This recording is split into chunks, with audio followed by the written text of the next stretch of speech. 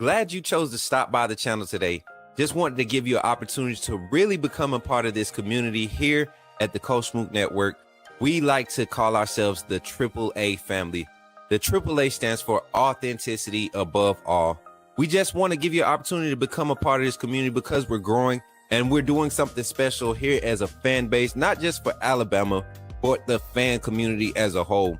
We're creating an environment where it's safe to be yourself, be authentic, and meet people who share the same passion you share, whether it's for the same team or not. You can do this by becoming a member of the AAA family. You simply start by just clicking the link provided to you by one of the moderators in the chat, or it'll be pinned to the top of the chat. Click that link, it'll bring you to my homepage. When you get to my homepage, make sure you hit the notification button and turn on all notifications. Understand that there are multiple ways to support the channel, and each level has its perks. You can go through and read each perk. As we continue to grow, new perks will be added to each level. One thing we would like to highlight that all AAA members are greatly appreciated. It does not go unnoticed that you have taken time and hard-earned money to support this channel. Once you join, YouTube is going to ask for some payment information, and make sure you monitor your subscription dates. Also, if you really want to get interactive with the community and find out what's going on, think about joining our Discord family. This is where you can get into all the fan talk of the community, and also there are networking opportunities. Please be mindful that there are rules and that we expect everyone to treat everyone with respect. Also, if you're looking to partner with Coach Smook Network or sponsor, please hit us up at coachsmooknetwork@gmail.com, and our staff will get back to you in a timely manner. I'm your boy, Coach Smook of the Coach Smook Network, and I thank you for supporting this channel.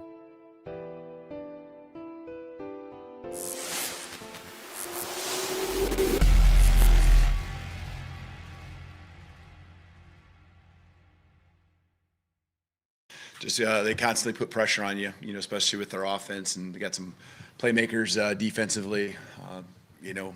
Wasn't perfect. You'd love to have no turnovers and all that good stuff, but our guys just did a nice job of continuing to fight, just like we have been, and we played for 4 quarters, a big rivalry game. So glad we can do that for our fan base, and appreciate the support we had tonight. Loud and just great energy from the time we did the walk. Our guys felt that. Appreciate everyone showing up for that, and just feeding off it all game long. So I think the biggest thing for our guys is just the way they're so committed to the process each and every week, and just you can see it, you can hear it. Pads are popping every single day in practice, and they're just they got an edge to them still, and haven't lost it since the beginning there. And after week 1, and that's hard to do. It's really hard to do, as you go through the weeks, and there's been enough reasons, right, from different motivation factors to get up for games, and our guys each and every week find a way to do it. So we got to keep the pedal down, and there was critical moments that we continue to make plays in, red zone in particular, both sides of the ball, executing in those times, and that's something that we didn't do a great job of in the past. And so just really proud of the guys, and they need to enjoy it tonight, and just stay humble and hungry and keep charging ahead. We've got another one next week.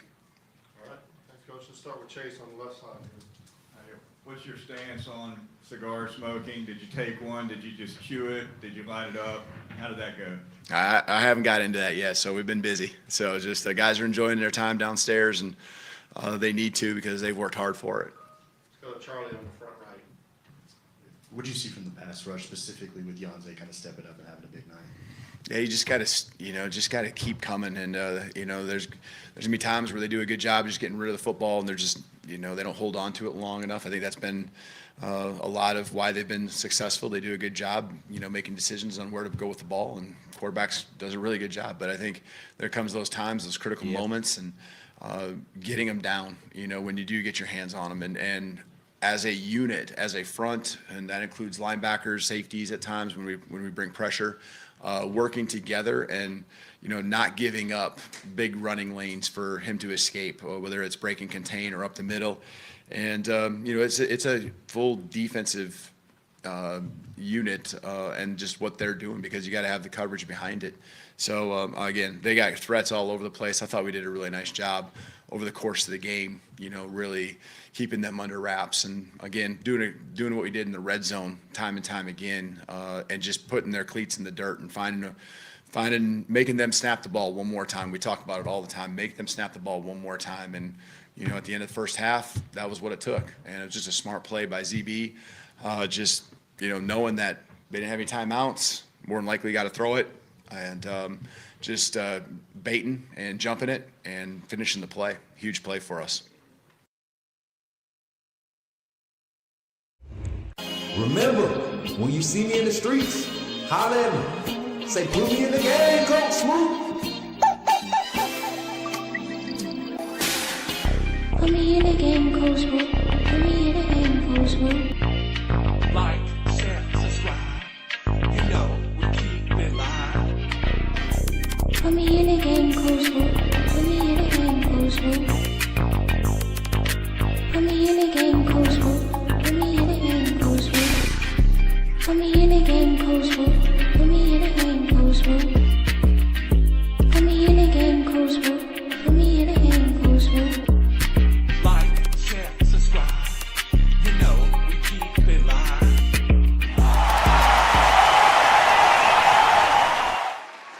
Good morning, everybody. Good morning. Real quick, man, before we get into our morning show this morning, I just want to welcome y'all in. If you're seeing this post live, make sure you drop a like on the stream.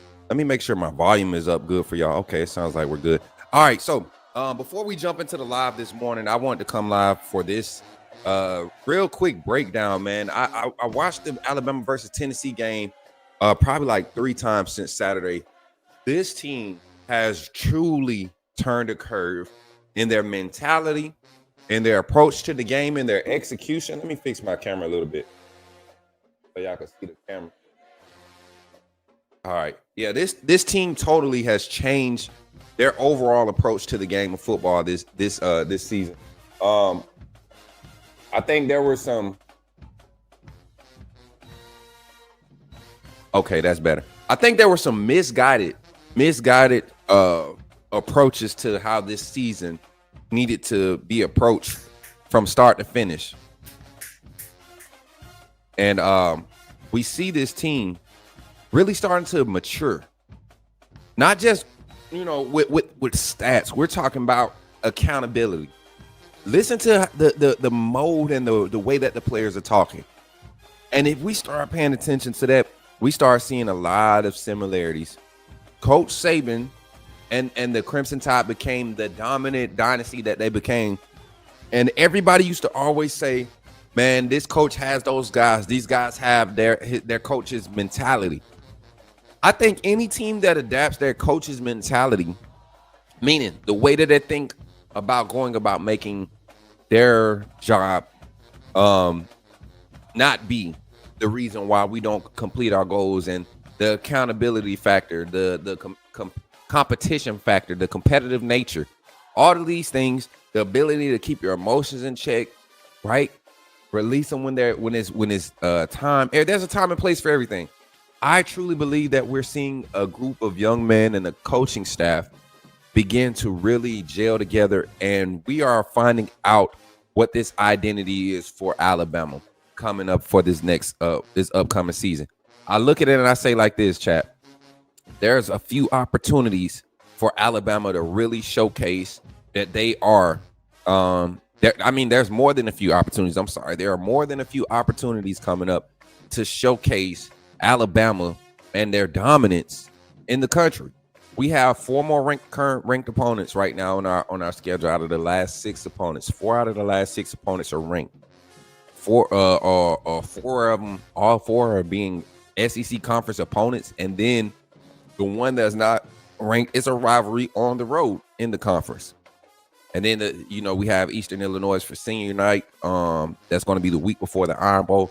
So Alabama has a schedule right now that, regardless of the opponent, just the optics of it make this a game to watch. Make them games to watch. These are very, very pivotal games as far as Alabama continuing to build their resume and to work into the playoffs. Give me 1 second. I'm gonna edit this out.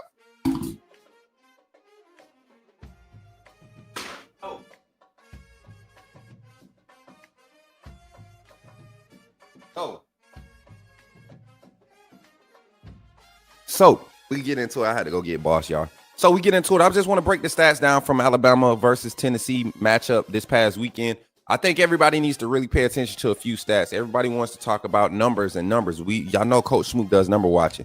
So this morning on the morning show, I'll be getting into more so the mid-season breakdown. We're not going to just stick to Alabama, Tennessee. I just want to recap Tennessee so we don't spend a whole hour on that. And this live is not meant to be long. It's not to be it's not meant to be a interactive live. We're still doing our morning show at 8:30. We're going live at 8:30 a.m. to do our morning show.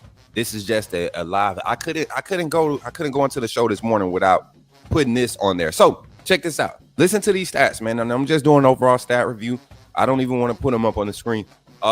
Jeremy Bernard, 4 carries for 49 yards in the rushing. Daniel Hill, 7 carries for 34 yards, averaging 4.9 carries. Ryan Williams, 1 carry for 16 yards with 16 yards. And then Jam Miller with 12 for 15. We know he wasn't 100%. Same with Kevin Riley. Suffered a small injury that ended up limiting his availability. You see him with only 3 touches. Usually Kevin Riley going to get 5 to 8 touches in the game. He only has 3 touches in the game. So I'm going to break that down real quick. Now, on the receiving side of things, look at the targets. Look at the targets. Ryan Williams targeted 5 times, 5 catches. Jeremy Bernard targeted 7 times, 5 catches. Latair Brooks targeted 5 times, 3 catches, right? 2 overthrows, well, 1 underthrow. 2 underthrows. 1, 2. Yeah, 2 underthrows. And Ryan Williams was targeted 6 times. 5 receptions. And he forced 2 pass interference. He forced a pass interference on one of his incompletions. And then Latair Brooks did the same thing. Daniel Hill receiving out the backfield, 16-yard reception. Rico Scott, 1 reception for 11 yards and a touchdown. Isaiah Horton only had one target, 1 reception, and that went for a touchdown. Only 2 yards right down the goal line. The first score for Alabama. Jam Miller, same thing. A catch that converted converted us and gave us a first down. All right. No turnovers this game, no interceptions this game, just a fumble. A BS fumble by Ty Simpson at that, man. It was one of those where you hate to see it, but it happens. And I think it was a BS call because it truly hit Caden Proctor's shoulder, and he still had control. That's why the ball was able to fly forward. So that's a bang bang play. You deal with it. Bray Hubbard. Let's look at this defense. This is where I think the dominance happened for Alabama. I know we gave up 20 points, but we shut Tennessee out in the first quarter. That threw out their whole rhythm. Tennessee has not been shut out this whole season in the first quarter. This whole season, they've scored at least 3 points in every game of the season. Alabama was able to stop that long drive, right, that they started the game with after we couldn't get in the end zone on our first drive, right? Stop the long drive before some early turnovers in this game. We've just a lot of disruption. You're talking about the sack numbers, 4 sacks by this Alabama front to 0 sacks for Tennessee's front. I kept telling you all that Tennessee's front had not seen an offensive line as talented or as put together as Alabama. And so there are times where when somebody's strength is not even as good as one of your weaknesses, but they've had the ability and they've been privileged enough to be scheduled against teams that struggle in the spots where their strong points is. Where I don't think Alabama's offensive line is as bad as everybody try to make it out to be when it comes to Wilkin Formby, when it comes to Geno Vandermark, when it comes to Jaden Roberts and his struggles. I think this offensive line is continuing to stack weeks, stack wins, stack days. Whatever you have to do to get better, this offensive line as a group is getting better. Nobody gave up a sack this game. No one gave up a sack. 4 pressures all game. We're talking about 1 pressure per quarter is what we got to see from Ty Simpson. What we had to see for Ty Simpson. A lot of people were like, he didn't have time when he had to roll out and throw that pass. It's called slide protection. It's called moving the pocket. It happens. You have a free rusher. You're trying to evade him and buy yourself time with the flow of your pass concepts, right? And your flow, your whole formation flows. So it makes it harder. It doesn't make a stationary target for those edge rushers or those pass rushers to get after. So I look at these stats, man. Look at the tackle numbers. 69 total tackles in this game. 69 total tackles in this game. Only 4 missed tackles in this game, chat. Somebody got to remember this. I said this last year in every game that we lost. We were closer to double-digit tackles, or we either had double-digit or close to double-digit tackles, and the other team didn't. When we lost, that was one possession game. All right, that was the number one key factor. This game right here, you saw Deontay Lawson and a few guys on that cutback run. That was probably the worst defensive play of the game, but it wasn't due to a lack of effort. That was just a great design and great execution by that offensive line to get it at the second level and get some heads on some shoulders. It could have been a few holding calls on the interior before they swung that ball out, but that's neither here nor there. Shout out to our defensive players for playing through a lot of the holding calls. And to be honest, I'm gonna be honest, y'all, and y'all might not like me for this, but I truly believe that this was probably the worst officiating crew we've seen this season, and I don't think they're the worst of the crews that we're seeing across the league. The SEC needs to do something about their refereeing, their officiating ASAP. So here I got about 4 more minutes. Xavier Mincy came into the game and played some quality snaps, y'all, especially in the second half. We're going to talk about it a little bit more in the morning show when we do our final game recap. But I want to do this no cap recap like this, man. No cap number one. Alabama is the best team in the SEC right now. I don't care what nobody says. If you look at how every level, every phase of the ball is playing right now, the defense, the offense, the special team, they are the only team. When I turn the game on week in and week out, if you look at us in the first quarter and the way that we end the game better every week. Statistically, we end the game better every week. Statistically, we start the game better every week. Look at how we started against Florida State, opening with the scoring drive, right? Fast start. Then we come out. They made one simple adjustment with their front, and it messed up our rhythm. You see the same thing happen against Tennessee this past weekend. Tim Banks make a small adjustment. We don't score on the first drive. We go out and we move the ball on the second drive. We move the ball on the fourth drive, the sixth drive, right? We had 6 possessions before the end of the first half. Tennessee only had 4. That means we did something good. That means we did a great job in converting, right? We was able to convert in the first half. We was able to convert on 3 out of our first 6 possessions in the first half, keeping Tennessee to 1 out of their first 5 or 4. My fault. 1 out of their first 4 in that half. And then you come in the second half, we're able to match their pace of scoring, which entails, like, some people were scared, man, Ryan Grubb ain't getting enough points in the second half. My thing is this: if their defense is having trouble with your offense going into the half, no need to come out and throw the kitchen sink at them. You're playing in the SEC for the rest of the way out. You're playing to get some quality defensive coordinators. Don't show your hand too early. There are certain things that this defense does, and aspects and ways that they operate, and tendencies that they show that we might be able to carry over if we continue to show these things in our play calling. And when you have effective play calling, when you have productive plays being ran, boss, that's not yours. No, get in your room. He's starting to get in his little way. But when you have these type of games lined up, chat, the philosophies matter.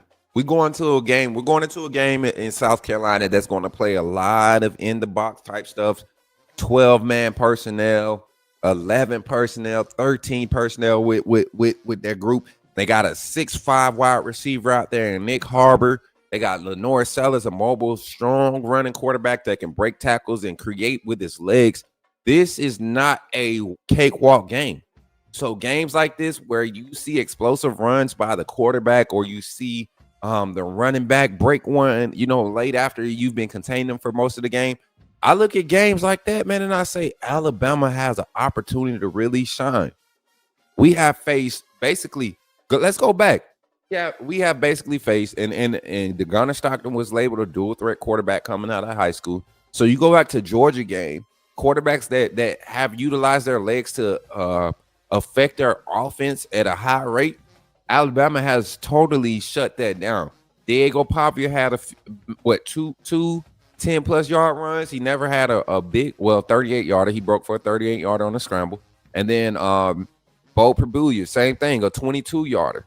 Right, we're limiting these guys to one explosive. If they're not nobody's really shook this Alabama defense to the point where schematically we've had to come out of our wheelhouse. We've seen this defense, Kane Womack, run the 3-man, 4-man front, multiple times, multiple fronts and different things of this nature. So that's not coming out of our wheelhouse when we just move the fronts.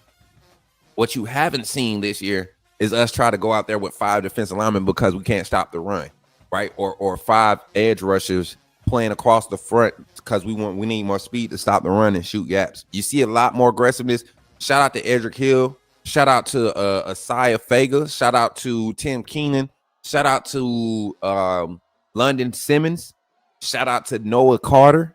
Shout out to Yanzi Pierre. Shout out to Nakai Hill Green. Shout out to Fatua Henry, who got his first burn this past weekend in meaningful game time. Like, we saw a lot of depth from the defensive side get opportunities and were effective in this game. No cap number two. I just don't think there's a coaching staff that is as equipped as Alabama right now. I said this at the beginning of the season. I said it last year before the season coming into it when we finally got Grubb back. On each side of the ball, at every position coach, every spot, your primary coach, your assistant coaches, everybody either has coordinator or head coach experience right now on Alabama staff. Everybody but C-Rob, Coach G, and Freddie Roach, who are guys that have extensive tenures in the SEC, right? But and they've had to coach at this level for so long. Most of everybody's concern with this staff was they wouldn't know how to coach or recruit in the SEC. Well, you maintain that balance, keeping G and Coach Roach, right? Coach G and Coach Roach. You go and get C-Rob to kind of pad that SEC feel for outside edge linebacker recruiting, right? A well-known coach in that aspect. You go and secure that. And then your offensive system and the staff in itself is an attractive pitching point to any high school athlete that's playing wide receiver, quarterback, offensive line right now. Running backs may be a little harder sell to make, but then you look at how Jam Miller is being utilized when he's healthy. You look at what we did with Daniel Hill at the end of the game. Running backs get excited about those opportunities, knowing that there's going to be a game in the season where his skill set, he's going to have an opportunity to showcase his skill set because of the different type of defenses, and that's what you see. So number 2, no cap, Alabama. No cap, Alabama has the best coaching staff right now. Last year, everybody complained about second half adjustments with the defense. I told y'all, Kangaroo Black called out Kane Womack like it was, like he was the worst coordinator. Like we didn't have a Pete Golden or a young Tosh Lapointe or burnt out Kevin Steele for the last 6 or 7 years, right? Before Kane Womack come in. We see a different level of execution. I saw the Bama Standard complaining about Kane Womack a few weeks ago when we literally kept Missouri under all their averages. So I look at all of these different things that are compiling because these coaching staffs and their philosophies, they're starting to trust each other with their play calling. You see accountability on the sideline. Florida State game, we go double mug, zero coverage, and Damani Jackson gets burnt on the perimeter. And you see Kane Womack immediately step up and check, not just check his guys, but check on them. Hey, that's on me. Come on, guys. My bad call. Come on. Keep your head up. I'm getting a beat on it. I'm feeling good. I need a little bit better effort, but that's on me. Coach, he goes to Coach DeBoer. I gave up that momentum, man. My bad. Those are things that you want to see from a staff when you have great minds and philosophies, trying to work together. Nobody can believe that their idea is better than the others. You're only trying to present ideas that enhance the overall winning product. So that's no cap number 2. And no cap number 3 is get ready to close out. No cap number 3, Alabama's probably going to win out. Ain't no probably. Alabama's going to win out. I got to talk with some of the players. Shout out to ZB, man. It was good talking to you, man. I ain't gonna lie. I had never, me and Xavier Brown, I don't have necessarily a close relationship or any type of connections with Xavier Brown and his family right now. But after this past Saturday, I'm pretty sure I will be because we had some fun on FaceTime. But, man, Y'all will see the Scoop Boogie clip posted right before we go live from when he scored the touchdown and when we were reacting. But Alabama's winning the rest of the way out. I'm about 100. I'm 98% confident right now. 98%, and the 2% is because we're going on the road to South Carolina and Jordan Hare. They only get 1% of worry from me. Not saying that they should be cakewalks, but if this Alabama team continues to play like they've played against Tennessee, Missouri, Vanderbilt, Georgia, Wisconsin, ULM, if we continue building and stacking games from that momentum, from the way we're building from that, I think Alabama has a chance to win a national championship. I think where Alabama gets a lot of these other teams that's in the top 5, and we'll talk about the top 5 today on the morning show. I think where Alabama gets them that we've truly been tested in our schematics, in our mental, and in our approach to the game and our execution. So I expect this team to win out. And I expect everybody on this team to continue to get better. Now, there's going to be some questions about players and people not showing up or not getting opportunities. We'll discuss that. We'll talk about it in the morning show. But overall, shout out to Alabama. Great win for the Crimson Tide. And as always, man, I appreciate y'all for tapping in. I appreciate y'all for tapping in with the Coach Smook Morning Show and the Coach Smook Network. Listen, we got the morning show live at 8:30. The time now is 7:15 as I end this. We're going to go ahead and get off of here. I'll see y'all on the morning show, man. I'm going to go ahead and try to get this edited up and get it posted as a live VOD, not a live video, but a VOD. And then we'll allow y'all to share your thoughts on these no cap. This has nothing about schematics or numbers. This is a no cap. This is me just divulging and expressing some of the main thoughts that I take away from the game. And I'm going to start doing this every Sunday evening or Monday morning before our morning show, so we don't have to stay on those previous games for as long. We got South Carolina coming up, so this morning on the morning show we'll do our final breakdown of Tennessee and Alabama. Then we'll do versus our prep for South Carolina and some of the things we're going to look at. All right, thank y'all for tapping in, and remember, when you see me in the streets, holler at me and say, put me in the game, Coach Smook. I'll catch y'all later. Roll Tide. Love y'all, man. Remember, when you see me in the streets, holler at me. Say, put me in the game, Coach Smook. Put me in the game, Coach Smook. Put me in the game, Coach Smook. Like, share, subscribe. You know we keep it live. Put me in the game, Coach Smook. Put me in the game, Coach Smook. Put me in the game, Coach Smook. Put me in the game, Coach Smook. Put me in the game, Coach Smook.